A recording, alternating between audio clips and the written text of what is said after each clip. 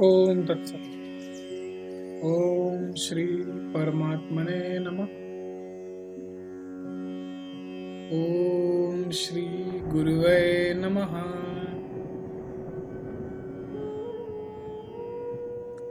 योग वशिष्ठ। कुंभ के अंतर्हित हो जाने पर राजा शिखीध्वज का कुछ काल तक विचार करने के पश्चात समाधिस्थ होना, चुड़ाला का घर जाकर 3 दिन के बाद पुनः लौटना, राजा के शरीर में प्रवेश करके उन्हें जगाना और राजा के साथ उसका वार्तालाप। कुंभ ने कहा, महाराज शिखीध्वज, जिस प्रकार यह संपूर्ण विश्व उत्पन्न होता है और जैसे विलीन हो जाता है, यह सारा का सारा वृत्तांत मैंने आपसे वर्णन कर दिया।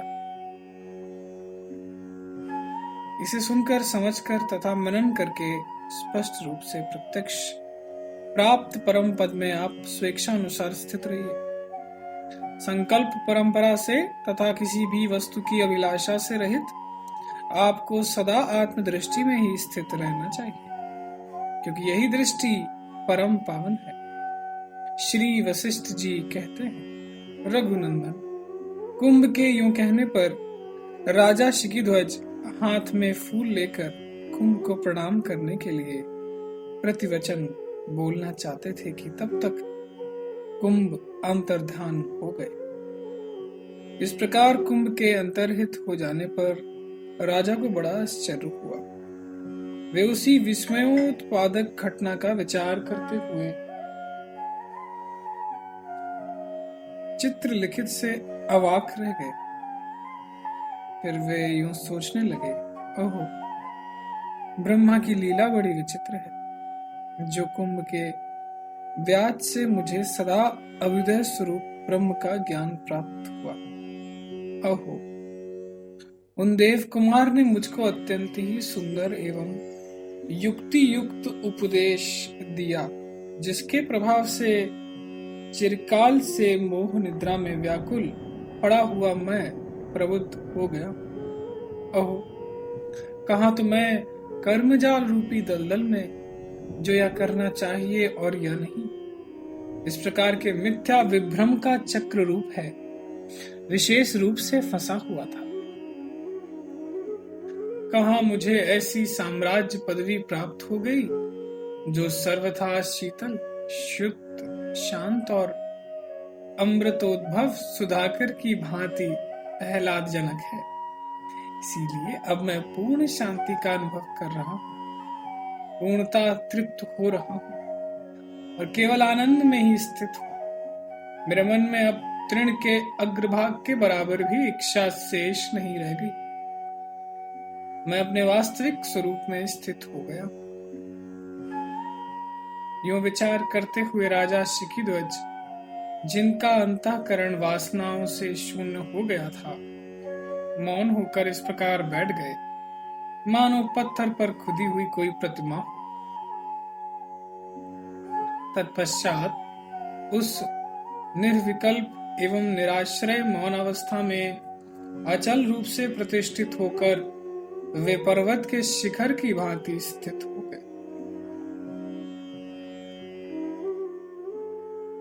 रघुकुल भूषण राम, इस प्रकार इधर राजा शिखीध्वज तो निर्विकल्प समाधि में स्थित होने के कारण काष्ठ और दीवाल की तरह निश्चेष्ट हो गए। उधर अब चुड़ाला की बात सुनिए। वह उस कुंभ वेश से अपने स्वामी राजा शिखीध्वज को प्रबुद्ध करके स्वयं अंतर्हित हो गई और बड़े वेग से उछलकर आकाश में जा पहुंची। वहां उसने माया द्वारा विरचित देवपुत्र की आकृति का परित्याग कर दिया और ऐसा सुंदर स्त्री रूप धारण कर लिया जो समझदार पुरुषों को भी मुग्ध कर देने वाला था। फिर तो वह आकाश मार्ग से अपने नगर में जा पहुंची और उसी क्षण अपने अंतःपुर में प्रविष्ट हो गई।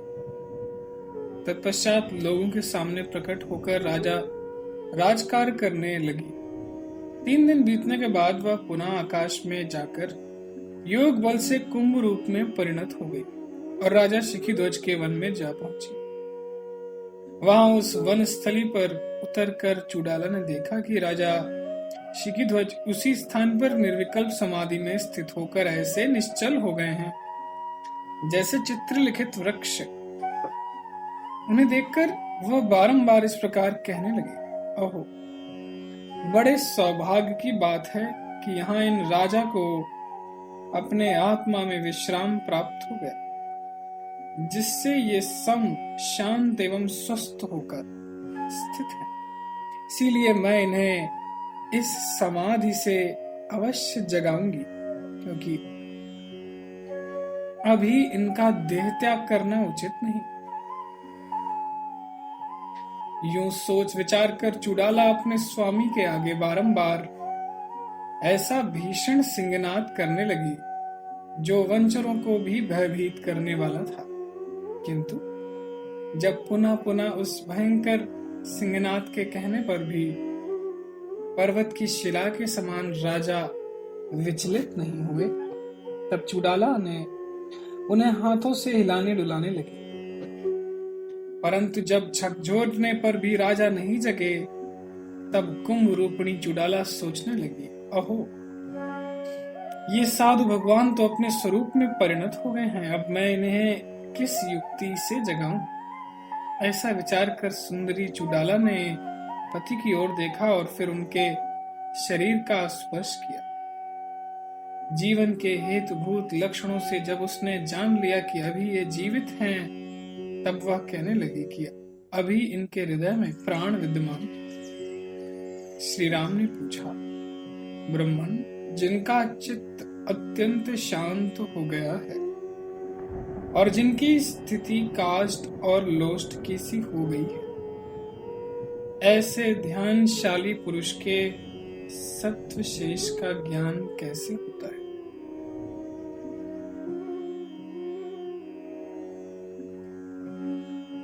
श्री वशिष्ठ जी ने कहा, वत्सराम,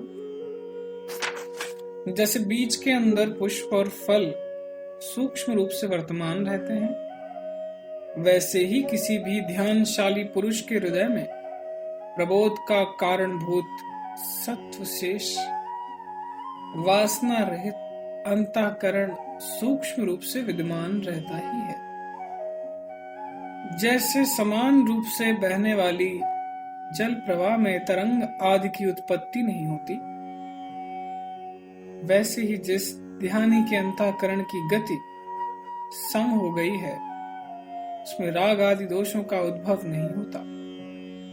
श्री राम, जिस शरीर में ना तो चित्त विद्यमान है और न सत्व ही, वह शरीर मरण द्वारा वैसे ही पंच तत्वों में विलीन हो जाता है, जैसे गर्मी में बर्फ गलकर अपने असली जल स्वरूप में परिणत हो जाती है।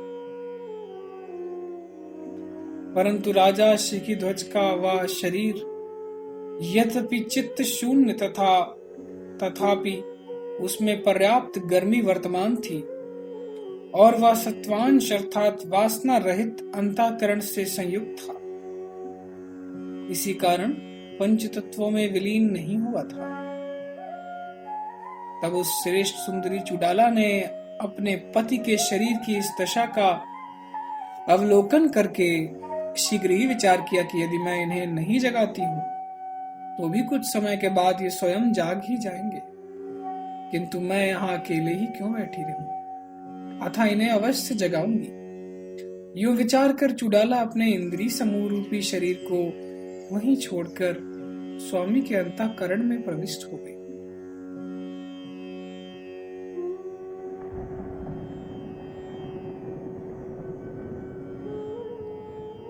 वहां पहुंचकर उसने सत्व संपन्न अपने स्वामी की चेतना को स्पंदित कर दिया और फिर लौटकर वह अपने शरीर में उसी प्रकार प्रवेश कर गई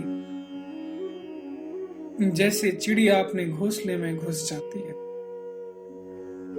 तदनंतर कुंभ स्वरूपिणी चुड़ाला वहां से उठकर एक पुष्पाच्छादित स्थान में जा बैठी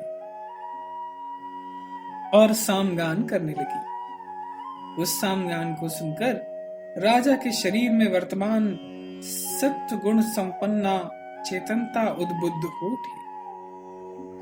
आंख खोलने पर राजा शिखीध्वज ने कुंभ को अपने सामने उपस्थित देखा, जो दिव्य शरीर से युक्त होकर सामगान में तत्पर थे तथा मूर्तिमान दूसरे सामवेद से जान पड़ते थे।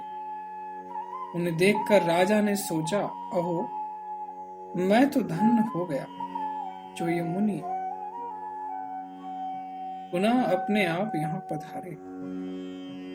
ऐसा विचार कर उन्होंने कुंभ को पुष्पांजलि समर्पित की और कहा, भगवान, मालूम होता है मुझे पवित्र करने के लिए ही आपका पुनः आगमन हुआ है। यदि ऐसी बात नहीं है तो आप ही बतलाइए कि आपके पुनः आगमन में दूसरा कौन सा कारण हो सकता है। कुंभ ने कहा, महाराज, मैं शरीर से तो आपके पास से चला गया था, किंतु मेरा चित्त तो यहाँ आपके साथ ही स्थित था।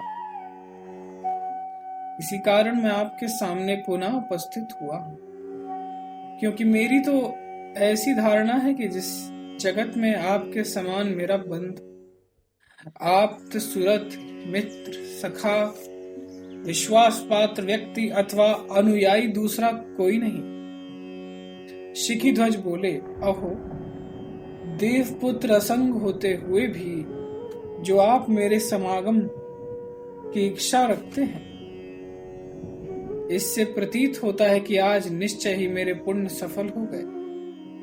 कुंभ ने कहा, राजन, आपको महानंद स्वरूप परम पद में विश्राम की प्राप्ति हो गई ना? आप इस भेद में दुख से सर्वथा रहित हो गए हैं ना? भोग की नीरसता का विचार करके आपात रमणीय संकल्पों से आपका प्रेम एकदम निर्मूल हो गया है ना? आपका मन हे और उपादेय की अवस्था को अतिक्रांत कर गया है ना?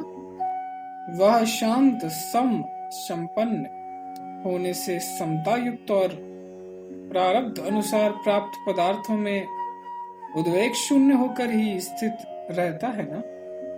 शिखीध्वज बोले, भगवान, चिरकाल के पश्चात थोड़े ही समय में मैं निर्विकार होकर पूर्ण विश्राम को प्राप्त हो गया हूं। मुझे संपूर्ण प्राप्तव्य पदार्थ उपलब्ध हो चुके हैं।